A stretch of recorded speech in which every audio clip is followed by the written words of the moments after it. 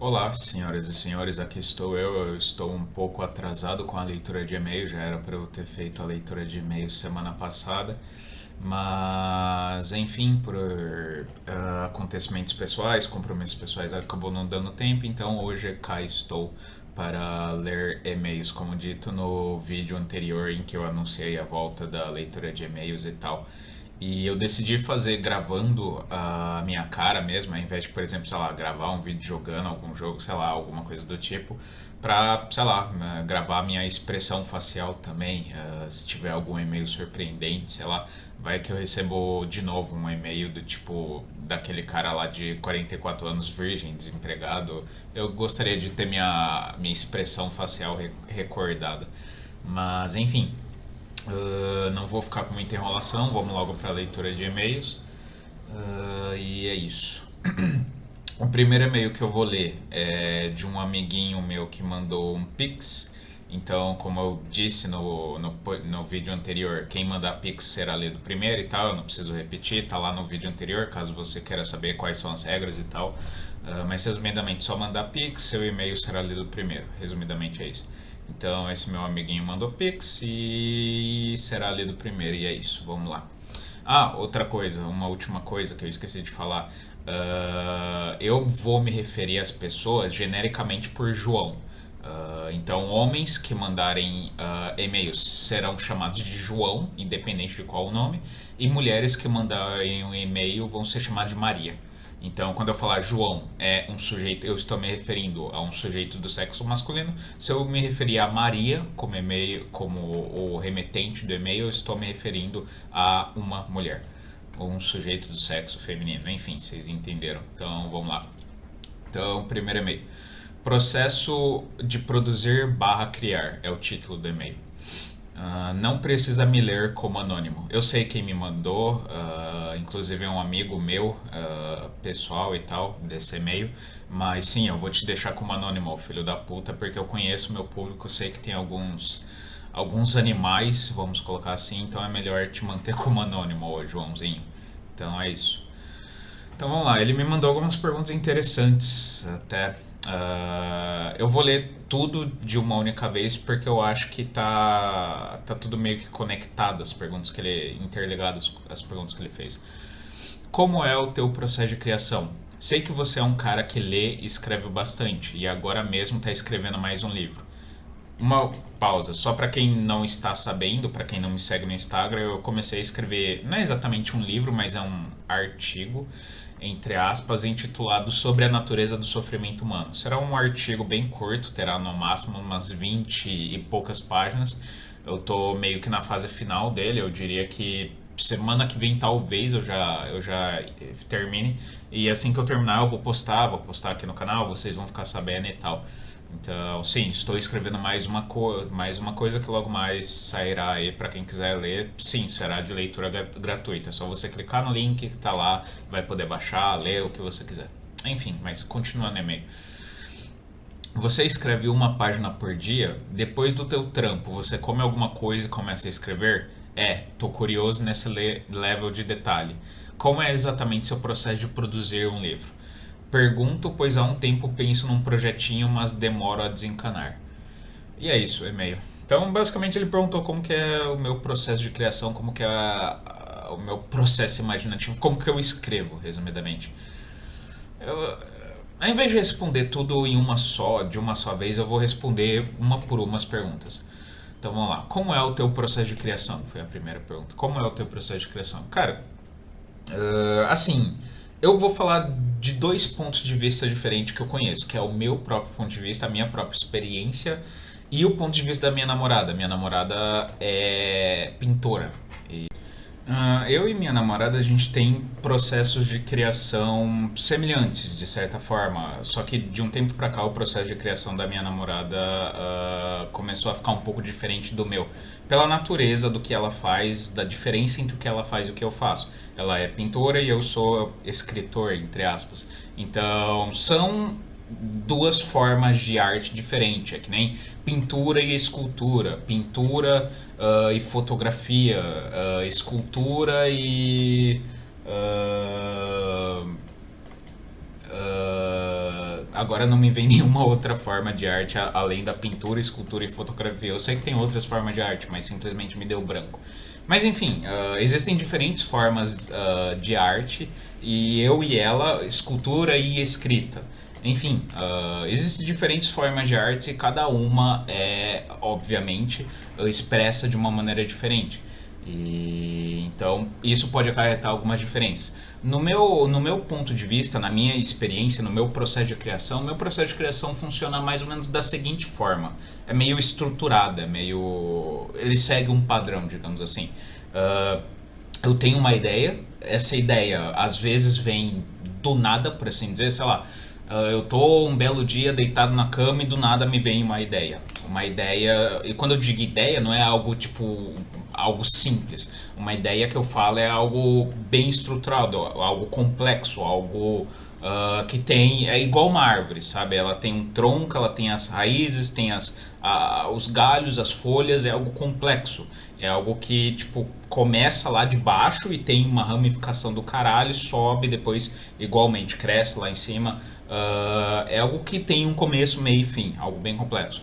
Normalmente eu tenho uma ideia de algo, como eu disse, bem complexo, algo bem estruturado, algo com começo, meio e fim, por assim dizer. E eu passo, depois de ter essa ideia, que porventura pode acabar virando um livro, um texto, seja lá o que for, dependendo do grau de complexidade, eu passo geralmente alguns meses, às vezes até anos, sim, às vezes eu passo anos maturando a ideia, dependendo, como eu disse, do grau de complexidade da ideia e do quanto ela precisa ser trabalhada. Então, por exemplo, o meu terceiro livro que foi publicado, o Heitor, que é um romance, como a maioria de vocês já sabe. O Heitor, por exemplo, eu tive a ideia dele mais ou menos quando eu estava na casa dos meus 20 anos, que foi quando eu tive primeiramente a ideia de escrevê-lo. Só que naquela época eu comecei a escrever, só que eu não me senti maduro o suficiente, ou eu senti que ainda não estava bem desenvolvido o suficiente dentro de mim a ideia do livro. Então eu tive a ideia aos 20, mas eu tentei começar a escrevê-la, mas eu escrevi tipo, sei lá, 7 páginas e percebi que o negócio que ainda não estava maduro, sabe? A ideia não estava madura. E aí eu literalmente passou tipo uns 5 anos mais ou menos. Por aí, uns 5 anos mais ou menos. Aí quando eu tinha lá pra casa dos meus 25 anos, eu voltei a escrever. 25, 26, algo assim. Agora eu não vou lembrar exatamente com qual idade eu voltei a escrever. Mas foi mais ou menos na casa dos 25, 26 que eu voltei a pensar na ideia do Heitor. Desenvolvi ela um pouco mais na minha cabeça e aí depois de uns meses comecei a escrever, tipo 5, 6 anos depois de ter a ideia inicial. Então assim, e aí depois de escrito eu enviei para a editora, paguei lá para eles publicar e foi isso basicamente. Então o meu processo de criação é o seguinte: eu tenho uma ideia às vezes derivada do nada, entre aspas, bem entre aspas, mas só para simplificar as coisas. Uma ideia às vezes do nada, às vezes eu tenho uma ideia lendo livros, também é uma coisa que me acontece com muita frequência. Eu tô lendo um livro e aí de repente aquele livro me causa um estralo, um insight, ou como quer que você queira chamar. E aí isso porventura às vezes pode acabar gerando um outro livro, ou pelo menos um outro texto, ou pelo menos uma ideia que depois de uns meses ou às vezes depois de anos eu posso passar lá meio que maturando a ideia e depois de um tempo eu coloque ela, traga ela à vida, escreva de fato. Enfim, eu tenho essa ideia vinda do nada ou vinda de algum lugar, de um livro, por exemplo. Eu deixo essa ideia maturando por meses, às vezes até mesmo anos, e depois começa o processo de escrita. E quando eu estou no processo de escrita, que isso já vai responder um pouco outra da sua pergunta, daqui a pouco eu leio. Quando eu estou no processo da escrita, eu meio que me forço, entre aspas, a seguir um ritmo. Como assim? Eu me forço a escrever e não ficar muito tempo sem escrever. Por quê? Porque vamos supor que você é um cara que, sei lá, você produz um tipo de arte, só que você passa muito tempo de intervalo entre o começo, o meio e o fim. Exemplo, no meu caso, por exemplo, vamos supor que eu escreva uma vez por mês. Tipo, escrevi, uma vez lá no mês e aí só vou escrever de novo no outro mês. Eu acho que isso é, no meu caso pelo menos, pode ser que para outras pessoas funcione, mas no meu caso isso não funciona.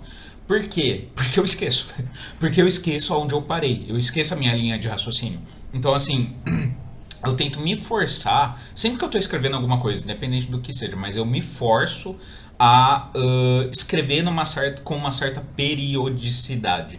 Eu não sei se é essa palavra, enfim, mas eu me forço a escrever em curtos intervalos de tempo. Por quê? Porque eu tenho muita coisa na minha cabeça, eu tenho muitos problemas, e se eu deixar muito espaço de tempo entre uma escrita e a outra, eu vou acabar esquecendo o que eu tava falando, qual que era a minha linha de raciocínio, aonde eu queria chegar. Então eu meio que me forço a, sei lá, pelo menos uma vez por semana, quando eu começo a escrever algo, uma vez por semana ir lá e escrever um pouquinho. Nem que seja tipo, vou escrever aqui só um parágrafo, mas eu me forço para eu manter viva dentro da minha cabeça, manter acesa a minha linha de raciocínio, a linha de raciocínio que eu estava seguindo para não perder, para não passar tanto tempo que depois eu olho para a última coisa que eu escrevi eu penso, caralho, aonde que eu queria ir com isso? Para que que eu escrevi? Para que eu escrevi isso? Enfim, para eu não ficar perdido. Então, o meu processo de criação é mais ou menos esse. Eu me forço a escrever. Eu geralmente eu faço um esboço. Isso vale aqui pro YouTube também. Mas ultimamente eu não tenho feito isso tanto no YouTube. Aqui hoje mesmo, por exemplo, estou gravando sem planejar nada e tal. Mas quando eu estou escrevendo um livro, geralmente eu faço um esboço. E não é um esboço algo complexo. O esboço que eu falo é tipo colocar assim um listado, um debaixo do outro.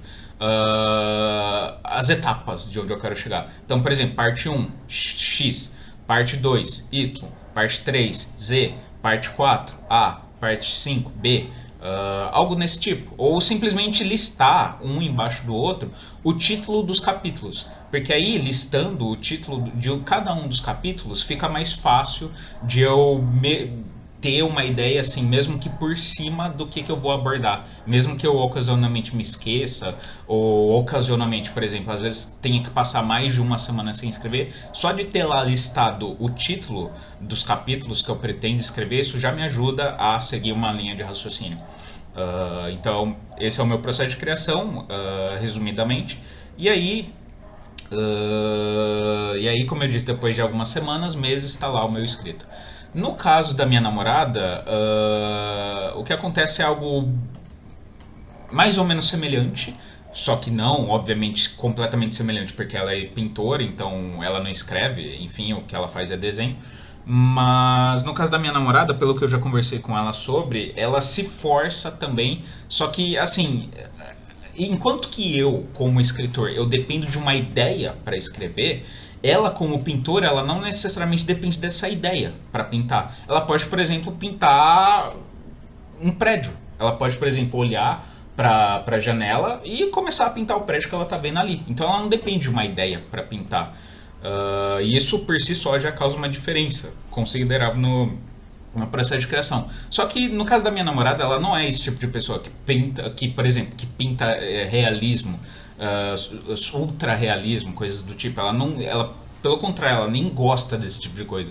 Então, quando ela geralmente pinta da cabeça mesmo, ela tem uma ideia, é bem semelhante a mim o processo dela. Ela tem uma ideia porque ela viu, por exemplo, ela tá viajando e viu uma paisagem que, sabe, dentro da cabeça dela gerou toda uma ela teve uma ideia, por exemplo, a partir de uma paisagem.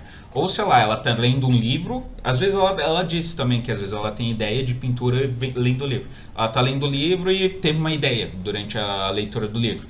Ela guarda essa ideia na cabeça dela, só que no caso dela ela não deixa maturar por tanto tempo. No caso dela ela tem a ideia e em coisa de tipo no máximo um mês ela já tá pintando o quadro. Então no caso dela é bem mais rápido. Ela tem a ideia, ela deixa lá um tempo a ideia na cabeça e passado um tempinho ela vai lá e pinta. E aí ela faz as mudanças que ela gostaria de fazer, as mudanças que ela gosta de fazer, ela gosta um pouco de... Ela não é uma pintura realista, ela é...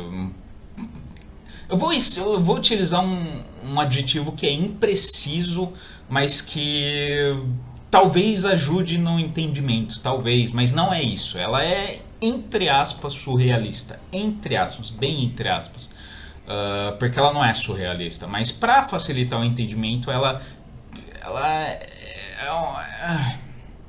não é bem surrealismo, é um expressionismo, só quem entende um pouco de arte vai entender, mas ela tem um estilo dela, vamos dizer assim, que é uma mistura de vários outros estilos barra movimentos, incluso o expressionismo, incluso o surrealismo, até um pouquinho de impressionismo também, enfim. Ela ainda tá meio que criando o estilo dela, por assim dizer. Mas o processo dela enfim, voltando ao tema, o processo dela é semelhante ao meu. Ela tem uma ideia, ela, depois de um tempo dela ter essa ideia, ela coloca essa ideia no papel e ela faz igual a mim. Ela primeiro faz um esboço e depois ela começa a ideia de fato, que é na tinta, a óleo e tal. E aí em questão de, sei lá, uma semana ou menos ela termina. Então também tem essa grande diferença entre a pintura e a escrita. Escrita às vezes você demora anos para terminar. Pintura, tudo bem, existem pinturas barra pintores que levam às vezes anos para terminar uma pintura. Mas geralmente, se você faz quadros menores, por assim dizer, você não vai levar tipo anos para terminar um quadro pequenininho.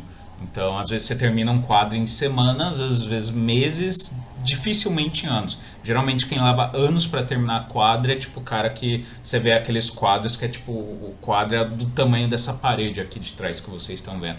Então, enfim, coisa que você só vê em museu mesmo, sabe? Ah, mas no caso dela, tem uma diferença que ela se força mais a pintar diariamente, por assim dizer. O que eu quero dizer com se força a pintar diariamente? Como eu não vivo da escrita, eu sou uma pessoa que eu não posso todo dia escrever. Tanto porque eu não tenho ideias todo dia, às vezes eu simplesmente passo o dia inteiro sem pensar em nada, absolutamente nada, quanto também eu não vivo da escrita. Escrita não é algo que tipo paga minhas contas. Então, escrever naturalmente não é algo que eu pratico todos os dias.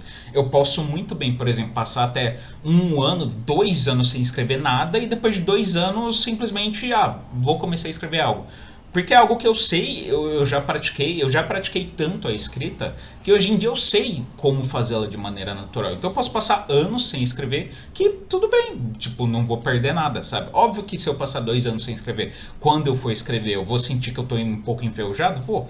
Mas aí eu escrevi 2 páginas de texto, pronto, eu já sinto que essa ferrugem foi embora. Então, assim, eu posso passar anos sem escrever, porque eu sinto que é algo que vem naturalmente de mim. Esse é algo que foge um pouco do assunto, mas tem a ver com o assunto.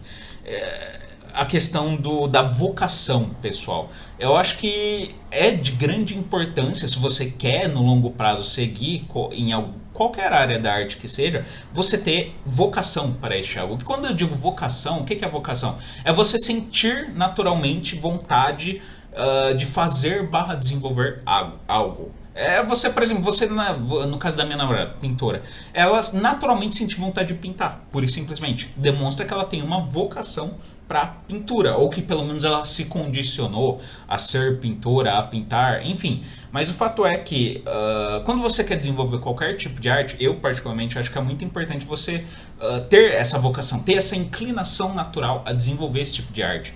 Porque não adianta nada, por exemplo, um cara que ele fez um desenho e pronto, ele acha que ele é pintor.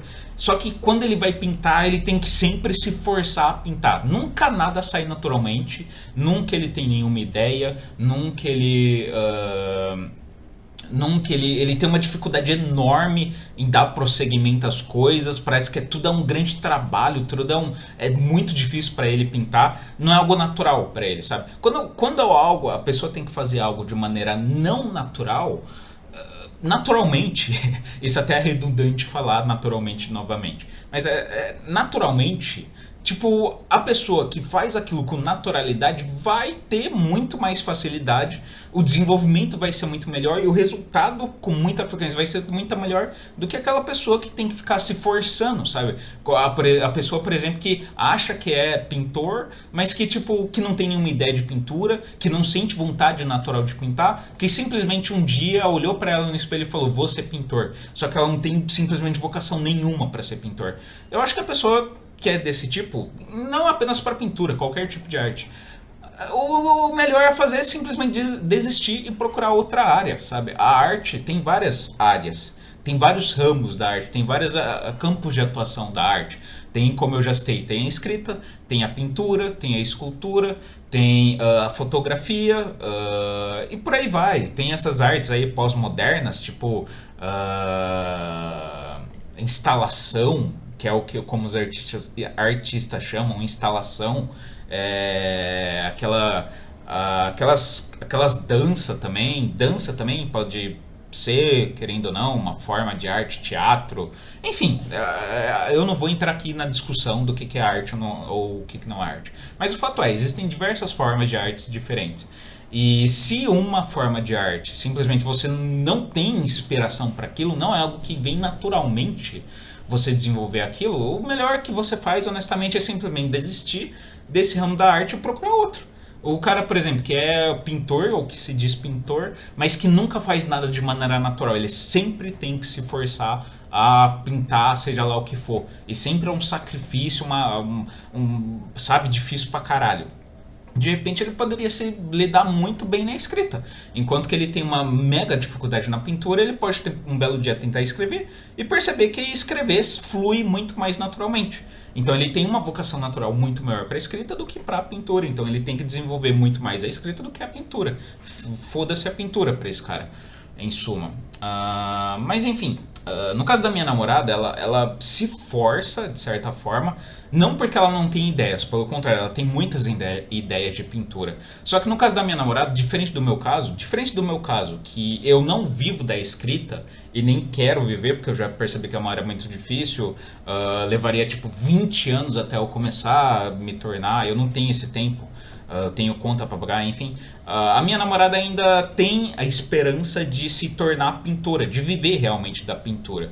Então é muito diferente a rotina que eu que escrevo por hobby, vamos colocar assim, é muito diferente a rotina que eu tenho que ter da rotina que ela tem que ter. Porque se ela quiser se tornar pintora realmente, de viver de pintura, ela tem que pintar todos os dias. Então, de certa forma, vai ter dia que ela vai ter que se forçar a pintar. Por quê? Porque essa é a profissão dela, é a profissão que ela quer seguir. É igual qualquer trabalho mesmo, qualquer trabalho, às vezes você não tá afim de ir lá trabalhar, você não tá afim de sair de casa, você não tá afim de ver a cara de ninguém, mas você tem que sair, porque você tem contas para pagar, simplesmente porque você não pode faltar no teu trabalho, porque se você faltar, você pode ser mandado embora. Enfim, então, no caso dela, ela tem essa diferença vital entre o meu caso e o caso dela, que ela se força, mas isso é por causa da natureza do que ela está desenvolvendo. Enquanto a minha natureza é algo que eu, como eu disse, eu faço mais por hobby, no caso dela ela faz por emprego mesmo, por algo que futuramente pode ser que dê algum sustento para ela, a pintura. Então, tem essa diferença no processo de criação entre eu e ela, mas assim, via de regra geral, como eu disse, é bem semelhante o meu processo com o processo dela. A gente tem uma ideia, matura a ideia por um tempinho, depois coloca a ideia em ação, e de uma vez que coloca em ação, no caso dela em pouco tempo termina, no meu caso às vezes muito tempo termina, e eu fico meio que me forçando, assim como ela se força a pintar todos os dias. Quando eu estou em processo de criação da escrita, eu me forço a terminar aquilo o mais cedo possível para não perder a minha linha de raciocínio. Então, acho que está respondida a primeira pergunta, como é o teu processo de criação. Aí vou para a segunda pergunta. Você escreve uma página por dia? Não. Acho que eu já respondi isso na pergunta anterior. Não. Às vezes, quando eu estou assim... Hoje em dia é muito difícil de conseguir escrever X por dia. É muito difícil. Por quê? Porque, como eu falei agora há pouco, escrever não é a minha fonte de pão, não é a minha renda. Minha renda não vem de escrita, de vender livro. Eu vendo muito pouco. A vez em quando aparece alguém aqui no canal interessado, tipo, me manda mensagem, eu mando livro por correio e tal. A vez em quando aparece. Mas não dá pra pagar aluguel com isso, obviamente. Não dá pra pagar aluguel, é impossível. Então, pelo meu estilo de vida, por ser uma pessoa que não paga as contas através da escrita, não dá para eu escrever todo dia. Todo dia, tipo, quais são as minhas obrigações diárias? As obrigações básicas, do tipo comer, beber, ir no banheiro, esse tipo de coisa. As obrigações que eu me proponho a fazer, ir na academia, que eu vou lá porque eu sei que tem importância, porque saúde física, bem-estar, blá blá blá, esse tipo de coisa. Todo mundo sabe que é importante manter o próprio corpo minimamente decente, para dizer o mínimo. Jogar poker. Jogar poker é a minha profissão. Então é o meu trabalho, sabe? É igual as pessoas normal, que saem de casa, pega ônibus, vai trabalhar, passa lá, sei lá, 8 horas, depois volta, pega o ônibus, volta para casa, dorme, no dia seguinte repete o ciclo. A mesma coisa comigo com poker. Então, assim, o poker, querendo ou não, é o meu trabalho, é algo que toma grande parte do meu tempo. Então, assim, naturalmente eu não posso escrever uma página por dia. Gostaria muito de poder escrever uma página por dia, mas eu não posso. Às vezes acontece por acidente de 2 dias seguidos eu escrever. E aí não tem essa de uma página por dia. Eu simplesmente começo a escrever. E aí quando eu sinto que, tipo, cansei, ou que simplesmente não vai mais sair nada de bom daqui, ou que simplesmente,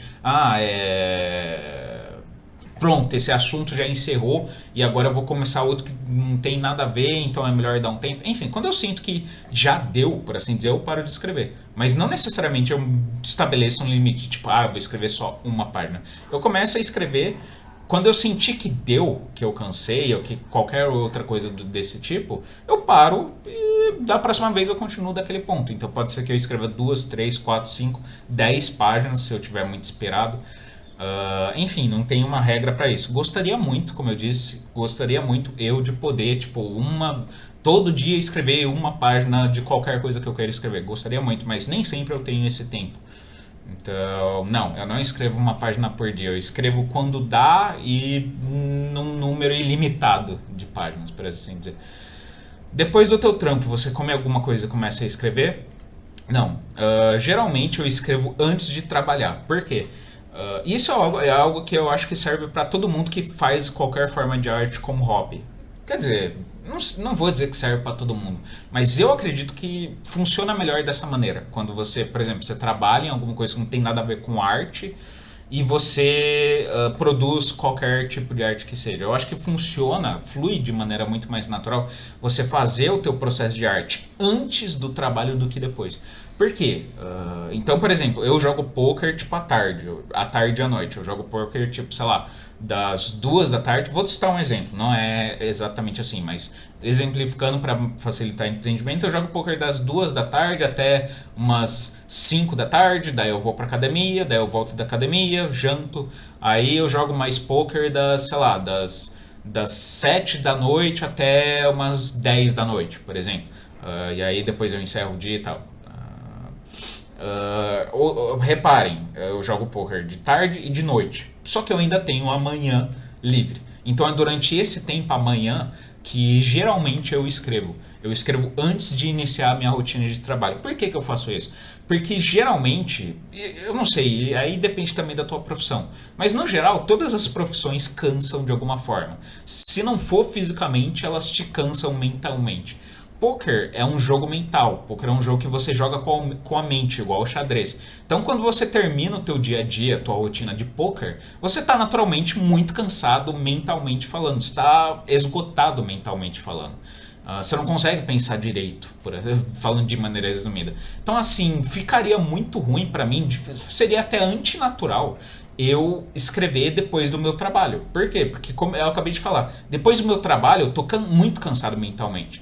Então vai ser muito, muito, muito difícil eu conseguir escrever bem. Pura e simplesmente, porque para escrever bem, eu preciso estar descansado. A arte como um todo, ela requer que você esteja leve, que você esteja descansado, que você não tenha nenhuma outra coisa, sabe, atrapalhando a tua cabeça. Ela requer que você esteja ali, e só ali. Enfim, então eu escrevo antes do meu trabalho. Então, se eu trabalho, por exemplo, como eu disse, à tarde e à noite, no geral eu escrevo de manhã. E é isso que eu estou fazendo agora mesmo, enquanto eu estou escrevendo esse artigo que eu estou escrevendo. Eu estou escrevendo de manhã.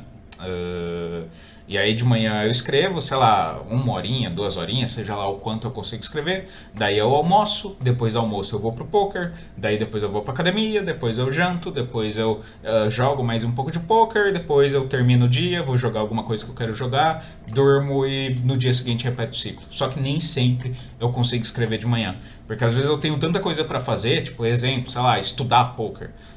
Às vezes eu uso a manhã também para estudar poker, para assistir algum vídeo de poker, para conversar com o meu coach de poker, coisas desse tipo, sabe? Então às vezes acaba atrapalhando a minha rotina de escrita. Sem falar que às vezes eu tô, às vezes, num exemplo, num dia anterior, vamos supor que ontem eu escrevi. Às vezes eu tô tão ainda cansado de ter escrito ontem que no dia seguinte eu sinto que eu ainda não tô ainda pronto para escrever, que eu preciso de um intervalo maior. Então até por isso também não funciona esse lance de escrever uma página por dia. Às vezes eu preciso de um intervalo assim de dias para continuar escrevendo. Mas resumidamente é isso, eu escrevo antes da minha rotina de trabalho, porque depois da minha rotina de trabalho eu estou muito cansado para escrever e ou fazer qualquer coisa de útil. Enfim. E última pergunta, como é exatamente seu processo de produzir um livro? Acho que eu já respondi. Tipo, a única coisa que eu não descrevi é como que é o processo de publicar em uma editora. A maioria das coisas que eu estou escrevendo ultimamente são coisas, como eu disse, são livros, artigos, enfim, coisas do tipo, que eu estou publicando na internet. Então, assim, publicar na internet não tem muito segredo. Você simplesmente acha lá um site que hospeda PDF, você vai lá, upa, faz o upload lá do teu arquivo, copia o link, passa para todo mundo, pronto, acabou. Se você pretende, por exemplo, divulgar de maneira gratuita, esse é o processo. Você vai em qualquer plataforma, faz o upload da tua obra e espalha o link, ponto, acabou. Agora, a única coisa que eu não sei foi com relação a publicar um livro. Para você publicar um livro, não é um processo tão complicado. Assim, tem duas formas de você publicar um livro. Uma é mais difícil, obviamente bem mais difícil, e a outra é a forma mais fácil, que é você simplesmente pagando. Na forma mais fácil, que é você chegar lá na editora, mandar teu escrito e falar, eu vou pagar, quanto que é? É literalmente isso, você manda o teu escrito, pede para eles fazerem um orçamento, eles te mandam o orçamento, tipo, exemplo, você manda lá um livro de 100 páginas para eles, eles falam, vai sair R$ 3.000 para imprimir 100 cópias disso, com capa, com capa, tudo encadernado, enfim, a porra toda certinho. Aí você paga os 3.000, eles começam o processo de fazer a capa, só que aí a capa, obviamente, é você que define. Aí eles te perguntam, como que você quer que seja a capa? Você quer que você tenha uma capa pronta? Ou você quer que algum dos nossos designers faça? E aí você, sei lá, você define do jeito que você quiser, como que é a capa. Óbvio, você tem que fazer uma capa sem direitos autorais. Então você não pode, por exemplo, pegar uma obra de arte qualquer por aí, meter na capa do teu livro, ou isso pode dar problema. Ou sei lá, pegar qualquer coisa com direitos autorais você não pode meter na capa do teu livro, obviamente. E aí você define a capa do teu livro. Você define também o que vai ficar escrito na parte de trás do teu livro. Se for ter algo escrito, que é a contracapa, você também tem que definir o que vai ficar lá escrito. Aí você faz a tua autobiografia também, que às vezes pode estar impresso ali no começo, ou no meio, ou no fim do livro. Você define lá a tua autobiografia. Meu nome é tal, nasci em Tananã, na cidade de Tananã, atualmente faço Tananã, enfim, esse tipo de coisa. E aí é isso. E aí eles vão te mandar, assim, via mensagem, informações, updates, por assim dizer, de como que tá indo o andamento. Aí você espera um tempo, espera, tipo, sei lá, 2 meses, algo desse tipo. Quando eu publiquei meus 3 livros que são publicados via editora, os 3 demoraram na casa de 2 a 3 meses do começo da primeira vez em que eu falei com a editora até o livro ficar pronto. Eles demoraram na casa de 2 a 3 meses para ficarem prontos. Então, aí depois de 3 meses eles te mandam os livros, e aí um belo dia você tá, sei lá, fazendo qualquer coisa, aperta lá o correio, você vai lá atender, tem uma caixona e dentro dela tem 100 livros. Esse é o processo mais fácil para você publicar um livro, é simplesmente você pagar e ponto, é isso. E tem a segunda forma de publicação, que é a mais difícil, que é onde você não paga nada para publicar o teu livro, só que você tem que escrever magistralmente bem. Você tem que, tipo, por exemplo, aqueles concursos que às vezes prefeitura faz, governo faz, estado, a puta que pariu faz, em que você manda o teu escrito e se o teu escrito for melhor do que 1000 outros escritos que mandaram, eles publicam ele de maneira gratuita. Isso também pode acontecer. Mas, obviamente, como dito, esse é igual concurso, é igual vestibular, essa segunda maneira de você publicar um livro. Só que, obviamente, é muito mais difícil do que você simplesmente ir lá e pagar. E aí, nessa segunda forma, eu nem faço muita ideia de como que é o processo para publicar o livro. Eu sei que o primeiro livro que eu publiquei, ele foi meio que um híbrido dessas duas formas de publicação. Por quê? Porque eu não paguei o valor completo da publicação, eu paguei um valor mais baixo, só que, como eu acabei de falar, eu paguei um valor mais baixo. Tipo, eles leram meu livro, falaram, esse livro aqui tem potencial, gostamos do teu trabalho, então a gente vai publicá-lo, você vai ser cobrado, mas a gente vai cobrar um preço menor do que a gente cobraria normalmente. Então, meu primeiro livro foi um híbrido dessas duas formas de publicação. Mas assim, eu nunca fui publicado completamente dessa segunda forma, de eu mandar alguma coisa para um concurso ou para editora e falar, porra, isso daqui tá muito bom, a gente vê potencial de venda, vai vender pra caralho, vão publicar tudo para você com zero custo e você não se preocupa. Eu não sei como que é o processo de publicar nesse tipo, porque eu nunca fui selecionado para esse tipo, mas já aconteceu comigo, como eu disse, um híbrido dessas duas formas. Eu acho que isso existe, na verdade, para qualquer forma de arte, até para pintura deve existir algo do tipo, de tipo, você mandar a tua pintura, inclusive, para minha namorada, eu lembrei agora, existe algo desse tipo para pintura, que é você mandar a tua obra de arte, a tua pintura, escultura, seja lá o que for, para concursos feitos por prefeitura, por governo, enfim. A minha namorada mesmo já fez isso, ela já ganhou. Teve um concurso de arte em... Agora eu não vou lembrar, é uma cidade bem pequena. Eu não vou lembrar, mas foi tipo mais ou menos há um ano e meio atrás, mais ou menos. Ela mandou uma obra de arte dela, umas 2 ou 3 obras de arte dela, para um concurso de arte que estava tendo nessa cidade, um concurso com premiação, inclusive em dinheiro. E aí ela foi selecionada, ela ganhou o primeiro lugar. E aí ela ganhou um prêmio em dinheiro, ela ganhou, sei lá, uns 4 mil reais, algo mais ou menos assim, 4, 5 mil reais, algo assim. E aí também dá para fazer algo desse tipo em outras áreas da arte. Isso existe tanto para a escrita, de você publicar o teu livro sem custos, quanto em outras áreas da arte em que você pode simplesmente ser selecionado para qualquer coisa e ganhar dinheiro, vencer um concurso. Ou simplesmente viver de pintar mesmo. A minha namorada, ela é aprendiz. Ela é aprendiz de um dos... Eu não digo que necessariamente é o maior pintor brasileiro desses tempos recentes. Ele com certeza não é. Não é o nome mais conhecido da pintura BR atual. Mas ele é uma figura emergente. Ele é uma figura que tem potencial para daqui a 10 anos se tornar o pintor BR mais foda do Brasil. O pintor BR mais foda da atualidade. Do Brasil não, estou sendo redundante. Enfim. E ela tá sendo aprendiz desse cara. E esse cara vive basicamente à base de pintura. Tipo, ele vende os quadros dele na casa de 40, 50 mil, às vezes até mais.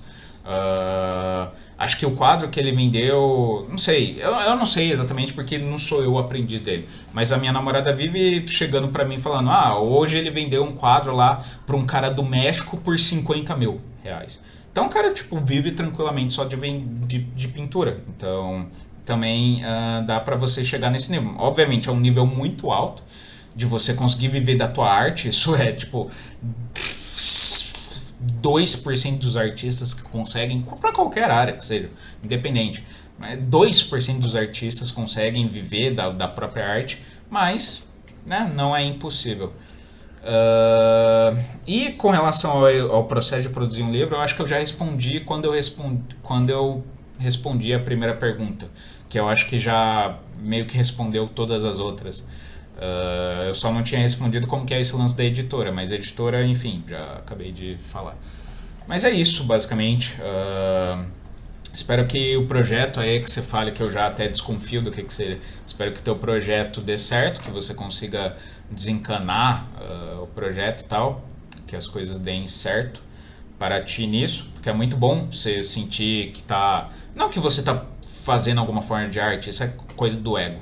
Mas é muito bom você simplesmente estar sentindo que você está produzindo algo que é teu, sabe? Que você que produziu, que a ideia é tua e que, sabe, que você não teve apoio de ninguém. Porque assim, o ramo da arte é uma merda, no geral. O ramo da arte é uma merda. Tipo, você não tem apoio de ninguém, no geral. Tipo, todo mundo fala, não dá pra pagar conta com isso, porque realmente não dá, na maioria das vezes, 98% dos casos, não dá pra pagar conta mesmo com arte.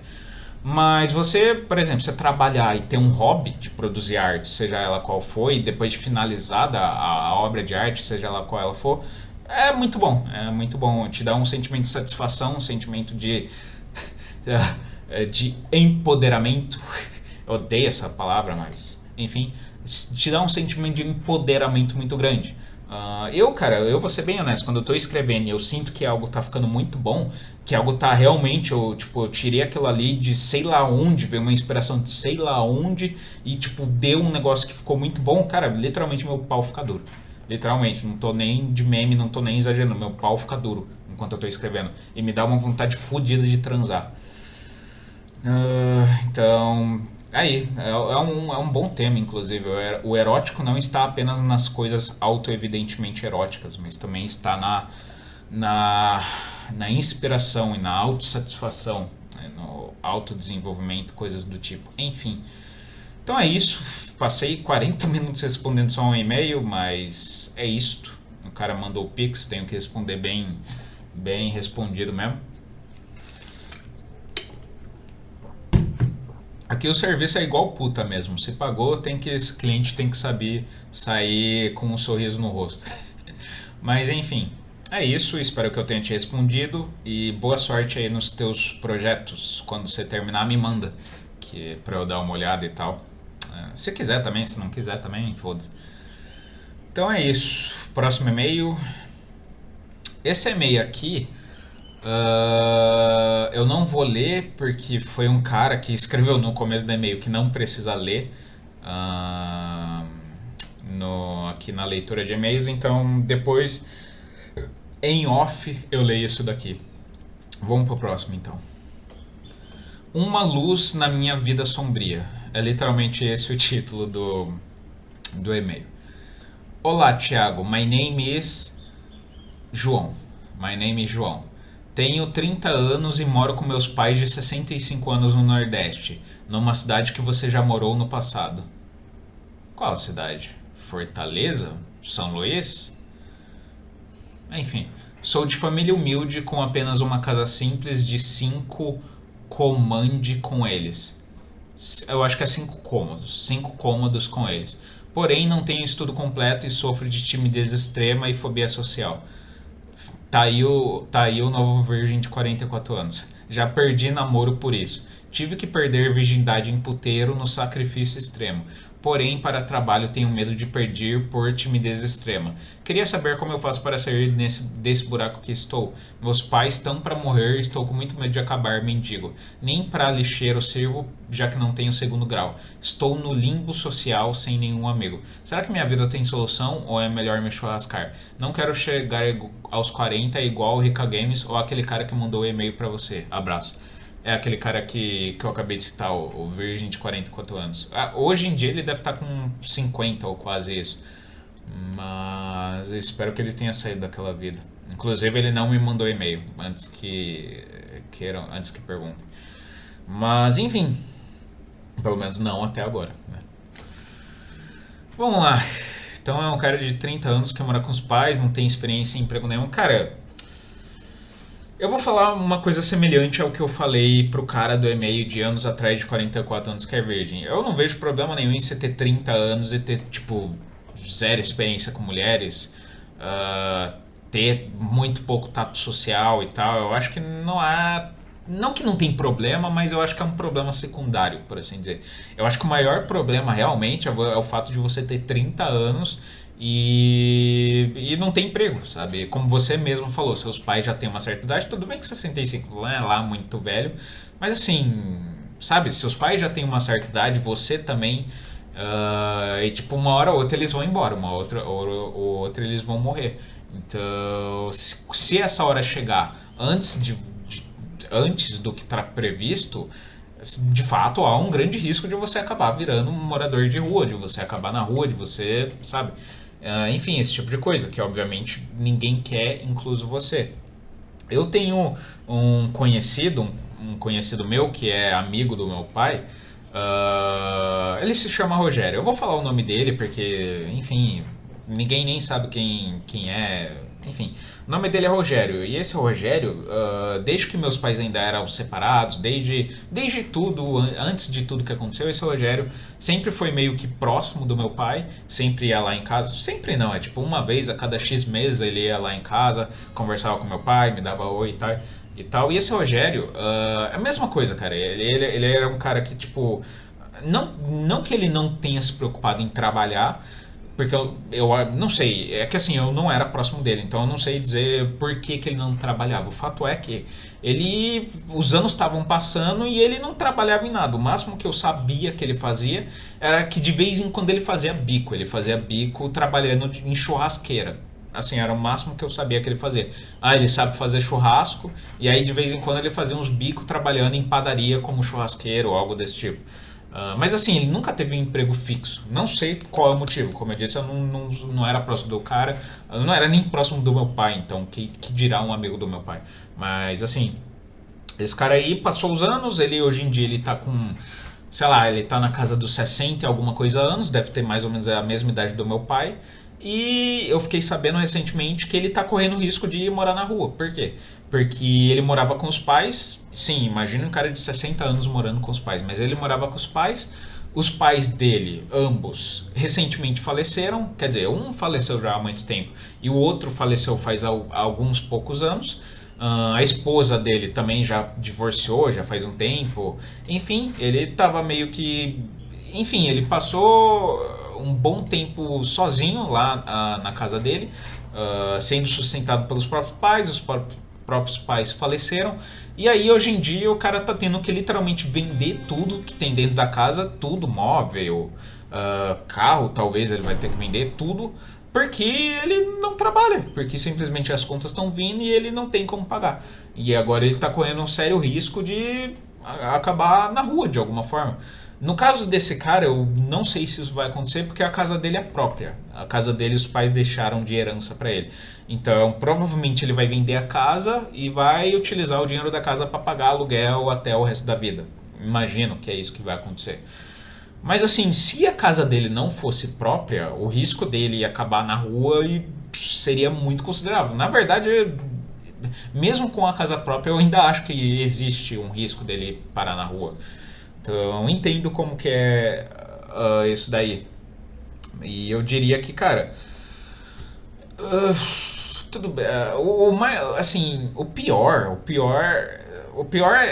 são dois fatos. Primeiro, como eu disse, o fato de você ter 40 anos e não 40 não, 30 e não trabalhar. E segundo, o fato de que você não tem currículo. Se você pelo menos tivesse terminado a escola normal, isso já ajudaria, porque pelo menos você conseguiria subemprego, você poderia trabalhar em caixa de supermercado, você poderia trabalhar nos McDonald's da vida, telemarketing, tinha esse tipo de merda. Tudo bem, ninguém gosta desse tipo de trabalho, sim, mas o cara tem que começar de algum lugar. Se o cara não tem currículo, ele vai começar desse tipo de lugar. Se você tivesse pelo menos terminado a escola, daria pra pensar nesse tipo de coisa, mas não terminando, cara, se eu vou me colocar no teu lugar, se eu estivesse no teu lugar, o que eu faria? Eu procuraria algo do tipo. Como que é o nome? Daqueles cursos que você faz para terminar o ensino médio. Que você faz, tipo, em questão de um ano, você faz para terminar o ensino médio. Eu não vou lembrar agora o nome desse curso. Provavelmente quem tá me ouvindo sabe qual que é o nome desse curso. Mas tem aqueles cursos lá que você faz, tipo, em casa de 6 meses, um ano, para te dar o diploma de que terminei o ensino médio. E supletivo, isso, supletivo. Eu faria supletivo, Nem que isso levasse 6 meses a um ano, mas eu faria. Por quê? Porque realmente é muito importante você ter ensino médio lá no teu currículo, você poder colocar terminou o ensino médio, isso é muito importante. Você não tendo ensino médio, cara, a única coisa de emprego que resta pra ti é tipo pedreiro. Nada contra pedreiro, mas assim, é um trabalho braçal, tipo, muito cansativo. Ganha até que um bom dinheiro, mas enfim, você tem que ver se você está disposto a chegar todo dia em casa morto, sabe? Pedreiro e, sei lá, cortador de cana. São os únicos empregos que eu consigo enxergar para pessoas que não têm nem o ensino médio. Então, assim, se você quer algo que não seja tão braçal como esse, cara, eu correria atrás de um supletivo para ontem e pediria para os meus pais ou para qualquer pessoa, ó pai, ó mãe, ó, será que vocês podem pagar supletivo para mim? Isso vai ser bom para você até para a questão da fobia social. Por quê? Porque você fazendo supletivo, principalmente se for presencial, e eu sugiro que seja presencial, você vai ser obrigado a sair de casa para conviver com outras pessoas. Isso naturalmente já vai te ajudar com a tua fobia social. Então assim, o que se eu fosse você eu faria? Eu faria um supletivo de grande preferência presencial, terminaria o supletivo em, sei lá, 6 meses, um ano, colocaria lá no currículo ensino médio, formado em ensino médio, terminei ensino médio, blá blá blá e tal, e a partir daí correria atrás de emprego qualquer que seja. Tipo, se você tiver. É que assim, no teu caso, como você já tem 30 anos, eu imagino que a tua família. Eu não tô falando isso pra te ofender, tá? Eu não tô falando isso pra te ofender, eu só tô falando a realidade das coisas. Que provavelmente, possivelmente você também enxerga isso. E a realidade, infelizmente, é que provavelmente tua família te enxerga como inválido. Tua família te enxerga como um inútil. Não, mais uma vez, não tô falando isso pra ofender, eu tô falando isso porque possivelmente é o que passa pela cabeça das pessoas. A maioria das famílias que tem um cara lá que já tem seus 30 anos e tipo, o cara não faz nada da vida, todo mundo enxerga como vagabundo, todo mundo enxerga como sem futuro. Elas podem não falar isso, mas essa é a real, tipo, pura e simplesmente. Enfim, eu imagino que nessa etapa aí da tua vida, tipo, você já até deve ter uma certa fama na tua família de inválido, entre aspas. Então, assim, se rolar, aí vamos supor que você fez o supletivo, terminou o supletivo. Se rolar de você pedir uma vaga de emprego para algum familiar teu, vamos supor, alguém da tua família, o teu tio, é dono de um escritório. Pede para ele, pergunta para ele. Se você já não for visto como um completo inválido, pergunta para ele, tipo, ô, tem alguma vaga no teu escritório, sei lá, para fazer qualquer coisa que seja, para trabalhar, não sei, de secretário, de, não sei, o cara que faz café, não sei, qualquer merda mesmo. Tem alguma vaguinha, mesmo que pague um salário mínimo, sei lá, enfim. Veria com seus familiares essa possibilidade, porque é muito mais fácil você conseguir vaga de emprego com um familiar, né? Muito mais fácil, muito mais assim. Se não, e aí se tiver essa possibilidade, beleza, consegue a vaga de emprego com familiar, fica lá um bom tempo, junta o dinheiro, depois começa a fazer algum curso que você goste. Sei lá, gosto de serralheria.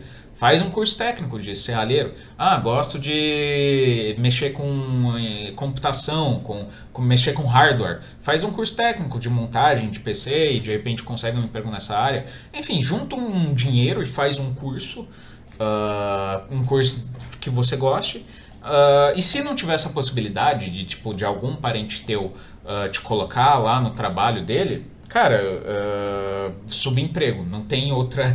Tipo, é uma merda? É uma merda. Ninguém gosta de trabalhar em subemprego, mas não tem outra possibilidade pra ti, sabe? Um cara de 30 anos que no currículo só tem ensino médio completo, só isso, mais nada, zero experiência. Tipo, o que resta é subemprego. Então, assim, se não tiver essa possibilidade de você trabalhar com algum parente teu te arranjar um lugar, cara, vai pros McDonald's da vida, vai trabalhar em caixa de supermercado, vai trabalhar em lanchonete, sabe, qualquer merda desse tipo, porque assim, cara, conseguir um emprego foda, assim, sem ter currículo, sem ter nada, tipo, tu não vai conseguir, cara, tu não conseguirás. E também, cara, tipo, eu garanto pra você, você no teu estado atual, só de você conseguir um emprego e no fim do mês você chegar lá e receber o dinheiro lá no em banco, você vê lá a tua conta com mil e sei lá quantos reais, cara, isso, só de você ver isso, cara, você já vai se sentir você já vai sentir dignidade, você já vai sentir que você tem um valor próprio. Isso por si só, mesmo que o trabalho seja uma merda, que seja tudo uma merda, mas você já vai voltar a ter dignidade, já vai voltar a ter autoestima. Então, mesmo que o emprego seja um lixo, seria muito importante, mesmo que não você conseguir um subemprego, porque isso por si só já vai voltar a te dar dignidade, autoestima e amor próprio, por assim dizer, que são coisas muito importantes para qualquer pessoa. Então, cara, agora é correr atrás do tempo perdido, pura e simplesmente. E o que eu faria é isso. Eu primeiro faria um supletivo, veria a possibilidade de algum parente me empregar. Se não tiver essa possibilidade, vou para o subemprego, junto um dinheiro, sei lá, passo um ano num subemprego da vida, junto dinheiro, pago um curso técnico, tipo, aí faço o curso técnico continuando provavelmente o trabalho que eu tô, faz as duas coisas ao mesmo tempo. Mas é muito difícil. Cara, tu tens que correr atrás do teu tempo perdido. E a pergunta é, você quer viver o resto da tua vida com um salário mínimo? Não, ninguém quer viver com um salário mínimo. Então a única possibilidade de ascensão nessa sociedade em que a gente vive é você fazer curso, por simplesmente. Você fazer curso técnico que leva 1 a 2 anos para terminar, nem é muito tempo. Então você faz curso técnico que você gosta e depois você procura emprego na área que realmente que, tipo, você gosta, que você é formado. E com o curso técnico lá no teu currículo, o teu salário naturalmente vai aumentar. Tipo, ao invés de você ganhar 1.300, você vai ganhar tipo 3 mil, 4 mil, dependendo da área, 5 mil até, dependendo da área. Então assim, e você ganhando esse dinheiro, pronto. Não tô dizendo que é um mega dinheiro, mas que, porra, dá pra você viver tranquilamente, bem, e aí você pode conseguir uma namorada, e aí tua vida volta ao normal. E é isso. E a questão do supletivo, como eu disse, te ajudaria até na questão da fobia social, porque você teria que ser obrigado a sair de casa para ir lá, e lá você iria conviver com outras pessoas, pessoas às vezes até em condições parecidas com as suas, então naturalmente surgiria a conversa, naturalmente ficaria mais fácil para você conversar com essas pessoas, porque elas estão mais ou menos na mesma que você. Então tudo ficaria mais fácil se você fizer supletivo. Então é isso, isso é o que eu faria no teu lugar, cara. Eu seguiria mais ou menos esses passos. E se você me falar, cara, mas a minha fobia social tá tão grande que eu não consigo nem sair de casa. Cara, então faça o óbvio, saia de casa. Não é sair de casa de tipo, saia de casa por sair de casa. Tipo, se você não consegue nem colocar o pé direito fora de casa, tipo, vai pro portão da tua casa. Vai pro portão da tua casa e fica olhando a rua. Passa, sei lá, meia hora, 1 hora por dia olhando a rua da vista do teu portão de casa. Passa lá vendo pessoas, vendo gente, carro passando, árvore, passarinho, enfim. E se você conseguir, 1 hora ou outra abre o portão da tua casa e fica lá meia horinha em frente da tua casa, olhando assim o movimento. Sim, feito um retardado mental mesmo. Porque você precisa enfrentar a tua fobia social de alguma forma. Então, se a tua fobia social estiver nesse nível, começa no nível mais básico possível, que é tipo, vendo o movimento exterior, depois coloque-se minimamente nesse movimento exterior e, quando possível, como eu disse, comece o supletivo. Comece o supletivo, que isso naturalmente já vai te ajudar bastante com a tua fobia social. E é isso. Assim, o que eu disse é o que eu faria no teu lugar. Pode ser que, sei lá, não funcione pra você, não sei, mas assim, eu primeiramente eu trabalharia na questão da fobia social / currículo, que você precisa consertar urgentemente, principalmente o currículo. Depois iria para tipo ver a possibilidade de um familiar, depois, tipo, se não tiver essa possibilidade, vai trabalhar no subemprego, depois se ocupa de fazer um curso técnico ou algo rápido que tipo possibilite uma ascensão social maior. Aí depois, se possível, consegue emprego nessa área e pronto, acabou. Aí depois você vê, aí depois você pensa em quem sabe fazer uma faculdade, não sei. Aí fica até o cargo decidir o que você quer fazer. Mas é isso. Espero que te ajude, espero que isso te ajude de alguma forma. E bom, eu acho que eu vou terminar a leitura de e-mails por aqui, porque já vai dar 1 hora mais ou menos de vídeo. Não que seja muito tempo, mas daqui a pouco eu tenho um compromisso. Então, os e-mails que ficaram para ler em seguida eu lerei só nas próximas vezes. Não fiquem bravos, mas bom, o primeiro e-mail rendeu pra caramba, esse segundo também rendeu, são assuntos que dá pra falar bastante deles. Espero que minha resposta tenha ajudado quem os mandou. Então é isso. Na próxima leitura de e-mails eu começo dos e-mails que ficaram faltando a ler dessa vez. Se alguém me mandar o Pix, eu leio o e-mail do Pix primeiro. Então é isso. A próxima leitura vai ser daqui na casa de 2 semanas, mais ou menos. Daqui a 2 semanas, então, eu volto para fazer outra leitura de e-mails, ou eu volto para anunciar que eu terminei de escrever o livro e postar e tal, e aí quem quiser ler, enfim. Então é isso, beijos, abraços, espero que esse vídeo tenha ajudado aqueles que mandaram os e-mails. Até a próxima, falou!